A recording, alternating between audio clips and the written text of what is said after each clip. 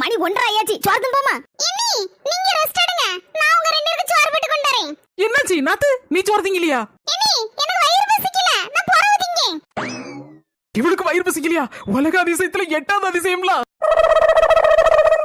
அம்மா இன்னி அள்ளி சாப்பிடுங்க. நாத்து, நீ சொல்லத பார்த்தா எல்லாரும் என்ன தெரியுமா நினைப்பாங்க? நீதான் இவ்வளத்தையும் செய்து எடுத்து வச்சிருக்க போலுக்கு நாங்க உட்கார்ந்து திங்க முழுக்கு நினைச்சுக்கிடுவாங்க.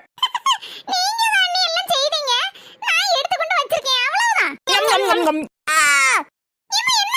பொண்ணுல பக்கத்து சிக்கனை கடிச்சா அது பல்லுக்குள்ள போய் ஒரு சின்ன துண்டி இருந்துகிட்டு எடுக்க எடுக்க பல்லுக்குள்ள இருந்து வர மாட்டேங்க.